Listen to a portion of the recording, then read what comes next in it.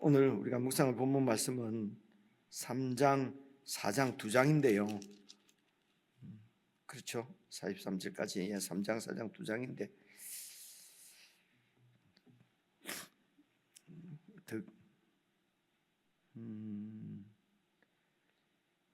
그냥 몇 군데 제가 설명만 드리고 시간을 좀 많이 드릴 테니까 읽는 거는 개인적으로 쭉 읽으시면서 그 들은 설명을 가지고 좀 이렇게 말씀을 살펴보고 오늘은 그렇게 한번 해보십시다.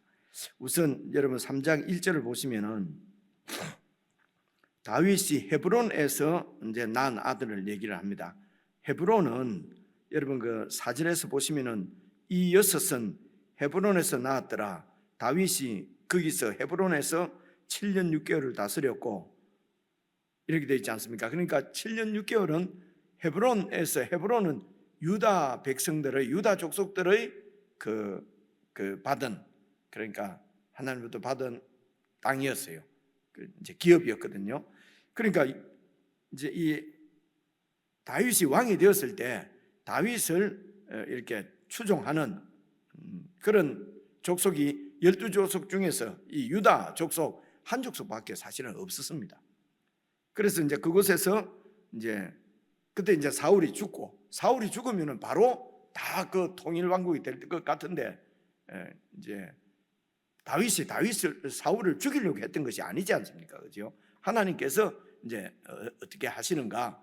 그래서 이제 사울은 죽고 그리고 이제 유다의 장로들이 이제 다윗을 데리고 와서 이제 우리를 다스려 주십시오. 사울의 통치 가운데서 그렇게 하나님의 은혜를 못 누리서니 이제 우리의 왕이 되어 주십시오 하는데 북쪽에 있는 다른 10지파, 11지파는 전부 이제 이제 사울이 왕으로서 이렇게 그 통치할 때에 사울 밑에서 이제 기득권을 가지고 있던 자들이 그냥 다윗에게 이 사울은 베냐민 지파고요. 아무래도 베냐민 지파들이 기득권을 누리고 안 있었겠습니까? 그죠? 근데 이게 다윗에게로 넘어가 버리게 되면은 이제 그들의 기득권을 빼앗기게 되니까 이 사울 왕이 죽기 전에 사울 왕이 통치할 때에 있던 그러니까 관리들이 기득권자들이 이렇게 다윗에게로 들어오질 않는 거지요.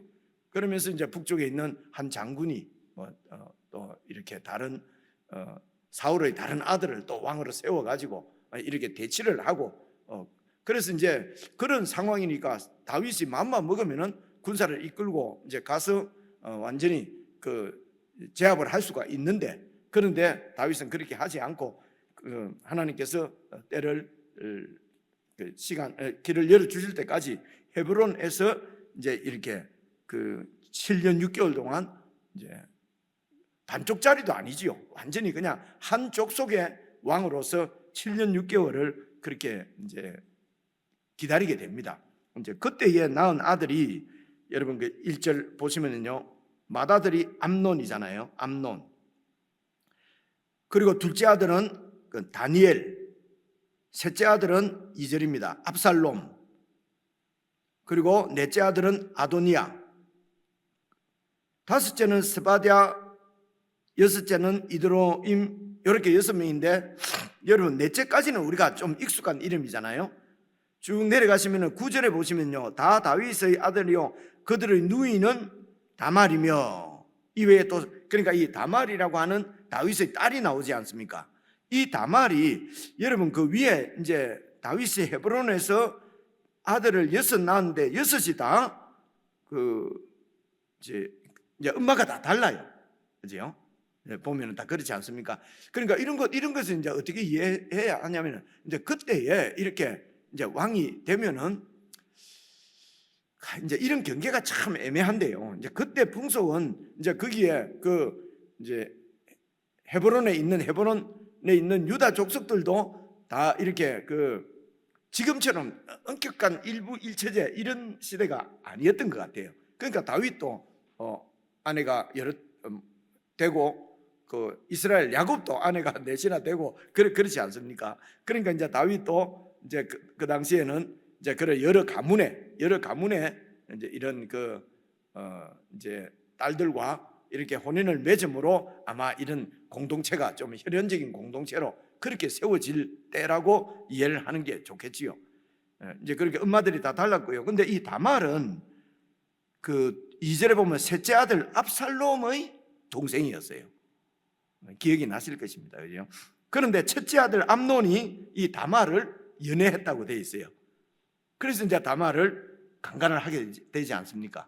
그래서 그 이 다말의 오빠인 압살롬이 이제 원한을 품고 결국은 첫째 아들, 첫째 형을 암논을 죽이지 않습니까? 이제 그런. 그리고 다니엘은 뭐 일찍 죽었는지 잘 이름이 나오지 않고요. 그렇게 죽이고 압살롬이 자기가 이제 왕이 되지 않습니까? 나중에. 그죠? 이렇게 왕이. 그 자기가 왕이 되기 전에는 이제 이제 넷째 아돈 왕이 되죠. 왕이 되는데 결국은 이제 압살롬이 왕이 되었을 때도 다윗이 그냥 싸우지 않고 피해 가지 않습니까? 압살롬이 쳐들어오니까 아니 이게 아들이 반역을 일으키면 말이 안 되지 않습니까?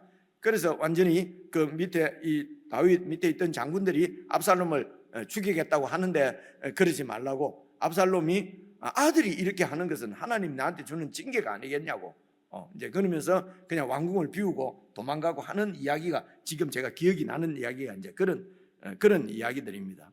그래서 이렇게 그래서 이 그런 그 다윗의 가정사 이런 것들을 이제 볼 수가 있고요.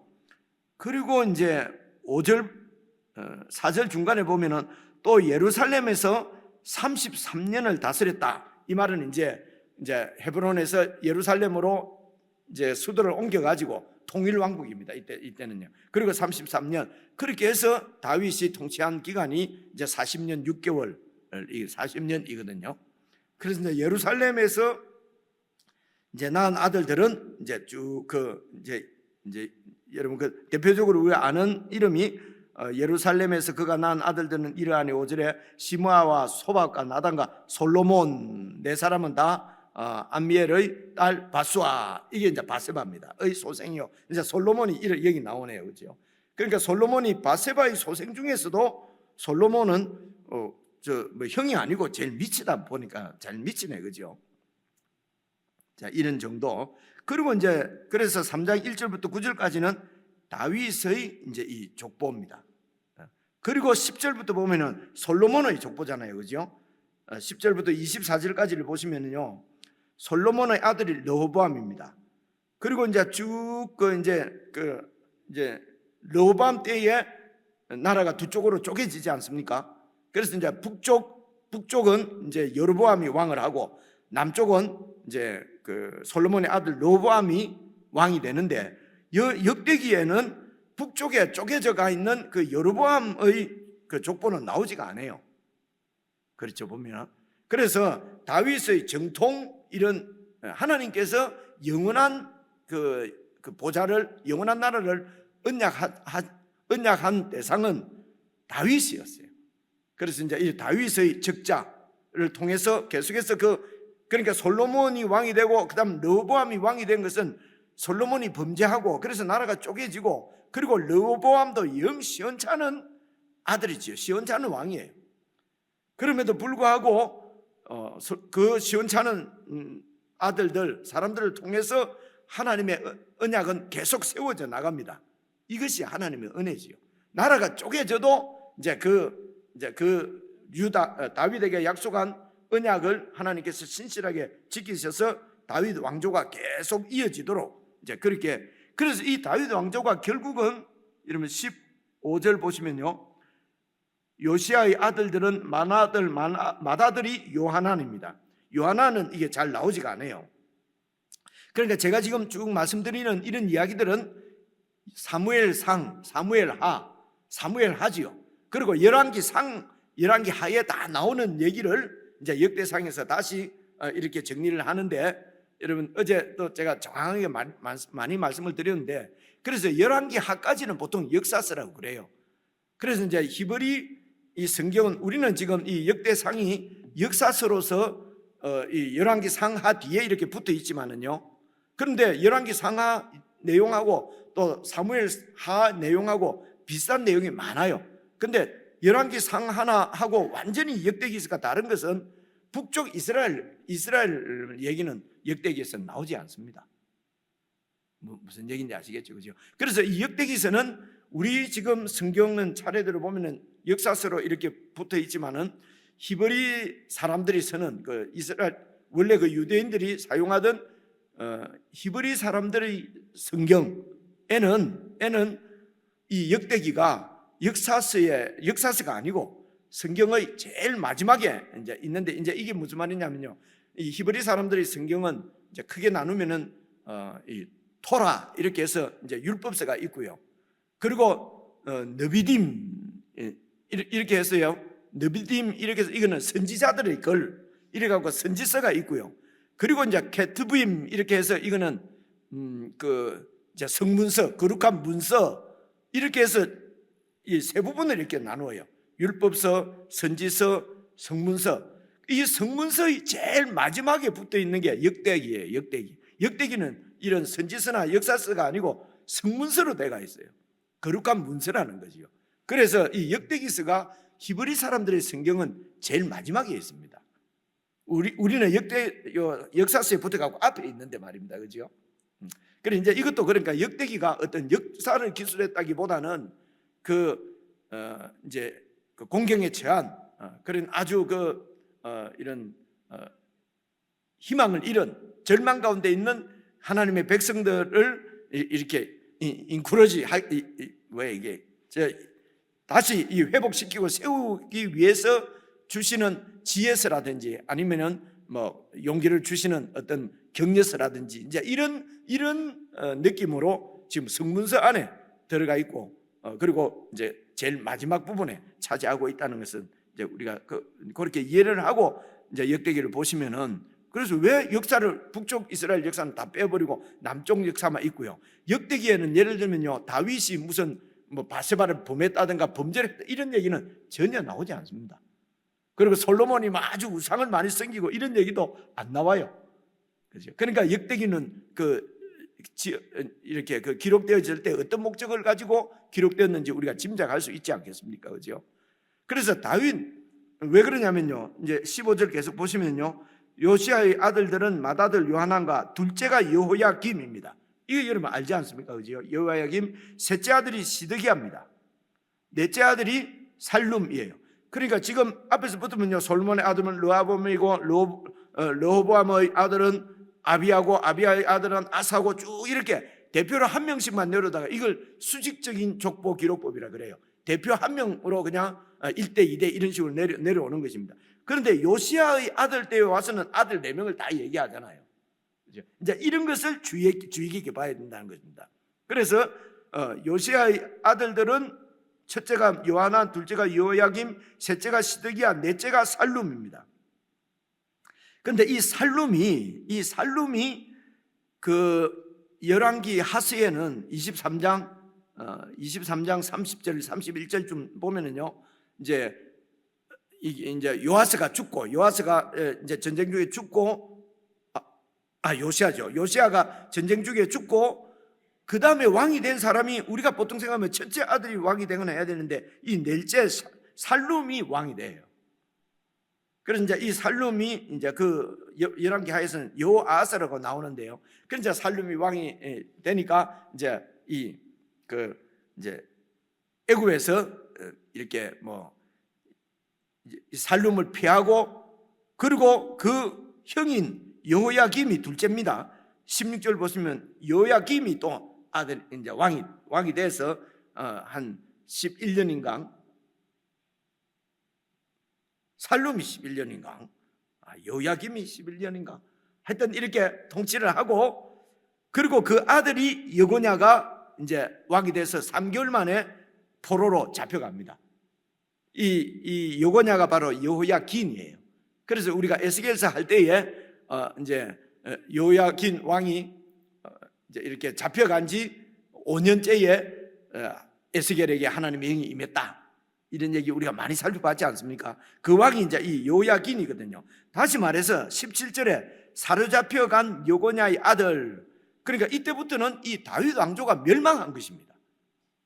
이제 여기서 잘 보셔야 될 것이 다윗 왕조는 멸망했지만은 하나님의 언약은 계속해서 살아있다고 하는 것을 보여주시는 것입니다. 나라는 멸망했지만은 그러나 여고냐의 아들이 나오고요. 그래서 바벨론으로 포로로 잡혀가서도 이 다윗의 후손으로 이어지는 왕소는 계속해서 지금 24절까지는 이렇게 이제 다윗 왕국이 멸망한 이후에 계속 이어지는 왕들을 그 왕손들의 족보가 바로 이제 이 족보입니다.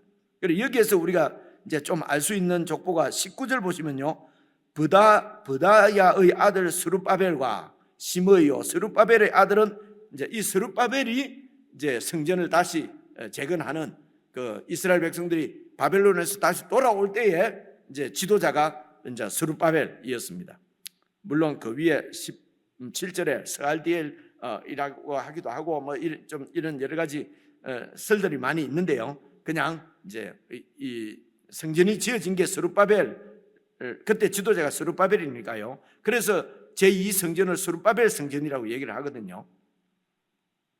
그래 이제 이런 정도가, 그래서 24절까지가, 그러니까 3장 전체는 다윗 왕국의 하나님으로부터 언약을 받은 다윗 왕국의 그 족보를 이렇게 다윗 왕조의 족보를 쭉 수직적으로 이렇게 기록했는데, 그래서 언약의 왕국인 다윗 왕국이 멸망했어도 하나님의 언약은 계속 살아 있다가 하나님이 그 언약을 다시 성취시키시는 것이죠.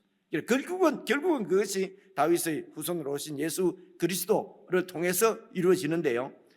그래서 3장에서 볼 수 있는 것은 이런 그 하나님 나라의 하나님의 그 역사가 이 땅에서 이제 이루어질 때에 사람을 통해서 사람에게, 그러니까 아브라함에게 언약을 맺으시고 다윗에게 또 언약을 맺으시고, 그래서 우리 눈으로 보기에는 이제 이 사람들이 주인공이라고 볼 수가 있죠, 그죠? 근데 이제 그거는 이제 우리가 볼 때에 무대에서 그렇다는 것이고요. 하나님께서 이제 하나님 나라를 세우실 때는 그 주인공만 가지고 되는 것이 사실은 아니거든요. 근데 우리는 이제 세상에서는 다 주인공 하려고 그러는 거죠. 근데 여기서 보면은 일단 이제 주인공인 다윗과 솔로몬의 계보가 나오는데, 사실은 열왕기상, 열왕기하를 보면은 이 주역이 되는 다윗 왕조의 왕들이 그야말로 약하기도 하고 악하기도 하고 아주 죄인들입니다, 사실은. 그런데 그런 이런 그 사람들을 데리고 하나님께서 하나님의 언약을 성취시켜 가시는 것을 보고 우리는 하나님은 언약에 신실하신 분이고, 그 언약을 지키기 위해서 그 백성들을 돌보시고 하는, 이걸 하나님의 자비, 하나님의 은혜. 그래서 이제 3장에서 우리가 볼 수 있는 것은 하나님의 은혜입니다. 이런 하나님 나라가 세워지는 것은, 우리가 구원받고 하나님 자녀가 되는 것은 그분의 은혜, 자비라는 이제 그 은혜와 자비의 기초가 언약이라는 것이죠. 그래서 예수님의 피로 언약을 맺거든요. 하나님께서 그 피로 우리가 언약을 맺습니다. 그래서 성경 전체는 그래서 언약의 책이다 해서 이제 이전에 이제 오래된 이전 약속 구약, 새롭게 예수님 안에서 맺어진 언약, 신약, 이렇게 표현을 하는 것이거든요. 그렇습니다. 이제 그 정도를 하고요. 이제 4장은 이 다윗 왕조의 그 근원이 되는 이제 그 지파가 다윗이 유다 지파 사람이거든요. 그래서 이제 4장 1절부터면은 이제 유다 지파에 대해서 다시 또, 물론 앞에 유다 지파가 한번 나왔지 않습니까? 그런 유다 지파를 조금 더 상세하게 설명을 하고, 3장 다윗의 후손도, 다윗의 족보도 그 앞에 나옵니다. 이제 2장 어제 우리가 읽어본 데 나오는데, 이제 다윗의 후손들만 바로 3장에서 기록을 하고, 4장에서는 이제 유다의 자손을 기록하는데, 이제 이 유다의 자손도 중에서 특이한 것은, 여러분 이제 어제 엘은 죽고 이제 며느리를 통해서 또 아들이 둘 더 생기고 그런 얘기는 나왔잖아요, 그죠? 쭉 내려가서 이제 9절 보시면요, 우리 잘 아는 야베스입니다. 야베스는 그의 형제보다 귀중한 자라. 근데 그 야베스가 그의 어머니가 이름하여 이르되 야베스라 하였으니 이는 내가 수고로이 낳았다 함이었더라. 그래서 이 야베스는 수고로움. 그래서 이 이스라엘 백성들의 여정이 아주 순탄치 않았지요.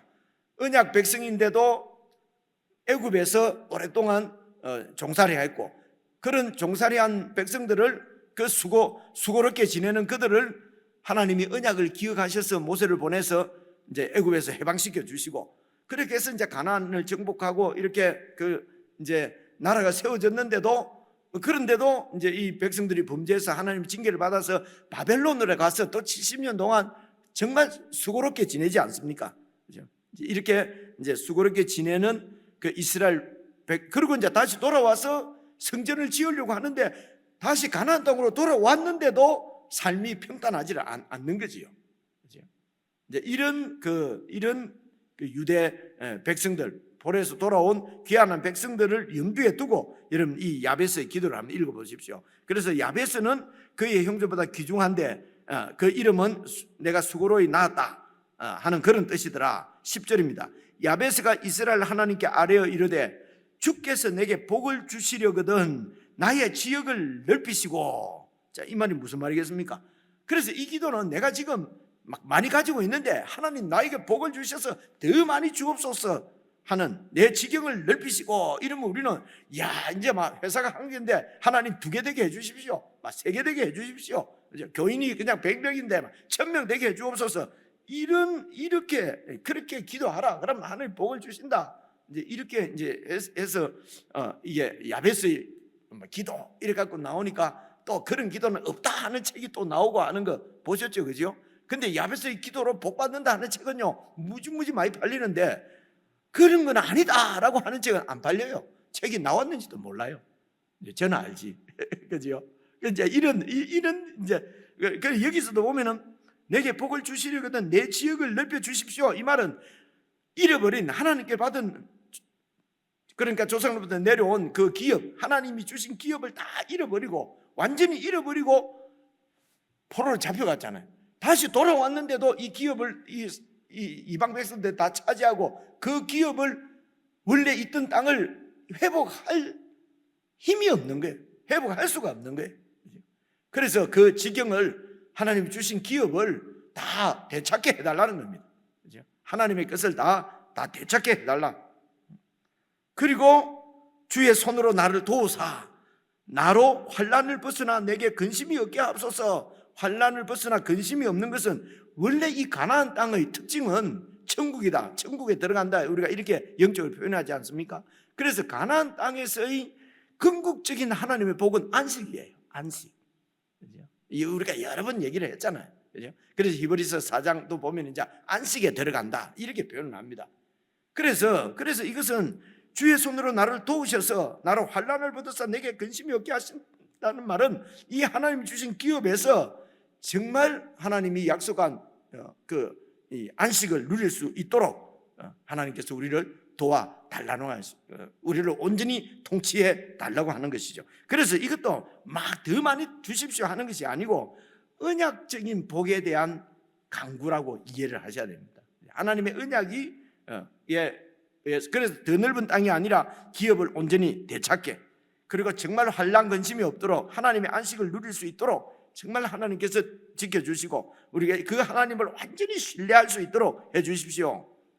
그래서 이제 상황이 바벨론 포로에서 귀환을 해가지고, 그렇지만 연약 아주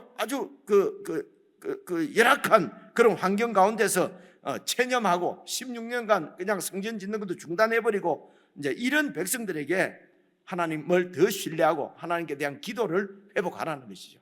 하나님을 그런 기도는 하나님을 신뢰하는 거니까요. 기도를 회복하고, 그래야 신앙이 회복되고, 신앙이 회복돼야 삶이 회복된다는 것이죠. 너무 열을 냈네, 그죠? 그래서 요 야베스가 나오고 이제 11절부터는요, 유다 족속은 유다 족속인데 이제 조형같이요. 완전히 이제 이런 유다 족속인데 그냥 여러분 쭉 읽어보시면요, 15절에 여분네 아들 갈렙 나오고요. 갈렙. 그래서 이제 갈렙이 바로 겐 족속이라고 어제 말씀에 우리가 겐 족속이라 되어 있었잖아요. 2장 마지막 부분에. 그러니까 정통 이런 그 유대 이쪽 핏줄이 아니었어요. 그런데도 유다 족속에 편입이 돼 가지고 이 갈렙 족속이요. 그렇게 해서 이제 이런 그 한 큰 그 구성원을 이루고 있는 것을 볼 수가 있고요. 21절도 보시면요, 유다의 아들 셀라의 자손 이랬잖아요. 유다의 아들 이 셀라는 그 셋째 아들이었죠. 첫째 아들 엘은 범죄해서 죽고 오난도 형수를 취해서 그 형의 이름을 이어가야 되는데 안 그래 가지고 하나님부터 또 벌 받고, 그래서 셀라까지도 다말 그 며느리한테 줬다가는 셀라까지도 잃을까 봐서 이제 그 유다가 말입니다. 그래서 며느리를 친정에 보내고 그 셀라거든요. 잊혀져 있는 것 같은 유다의 막내 아들 셀라의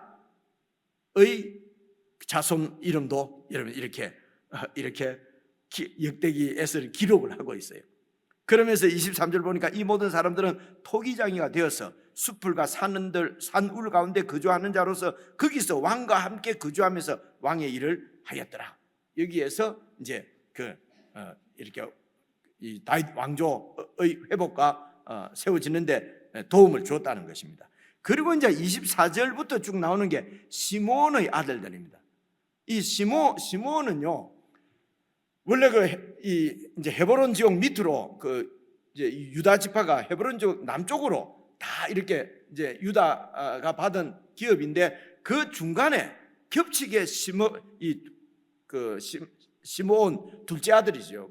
그러니까 야곱의 둘째 아들 시므온의 지파가 받은 땅은 이 요셉 유다 지파 안에 있었어요. 그래서 그렇게 지내다 보니까 그냥 유다가 강성해지니까 이 시므온 지파는 유다 지파로 그냥 편입이 되어져 가지고요. 역사적으로는 시므온 지파가 없는 것처럼 됩니다. 그 열왕기 상하를 읽어보면요. 그렇게 사라져 버린 것 같은 그런 시므온 지파지만은 그 지파의 족보도 하나님께서 잊지 않고 역대기에는 다 기록을 해둔 거죠. 그렇죠? 그래서 여러 정치적 상황이나 이런 상황들 때문에 없어진 것 같아도, 그러나 하나님의 언약 안에서는 살아있는 12지파 중에 하나가 이제 시므온 지파다, 이렇게 볼 수 있습니다. 정리하면은 여러분 쭉 읽어보실 때에 물론 이제 이 3장하고 3장은 다윗 왕조의 기록이고요. 아주 주류의 기록이지요. 그리고 4장에는 이제 유다 자손들은 그 다윗 왕조 말고도 유다 자손이 많이 있을 것 아닙니까? 그죠? 그래서 이 유다 자손들과 그리고 그 유다 자손들 중에 그 야베스, 계속해서 하나님 나라를 구하는 야베스와 그런 하나님 나라가 세워지기 위해서 하나님의 언약 가운데 계속 하나님의 손에 있는 지파는 우리가 생각하면 조형 같은 그런 그 셀라의 자손들, 그리고 또 시므온의 자손들은 아무것도 세상에서는 그냥 천대받고 그냥 잊어버린 이름인데, 여러분 하나님 나라에서 하나님은 그 이름을 기억하고 계신다는 것이죠.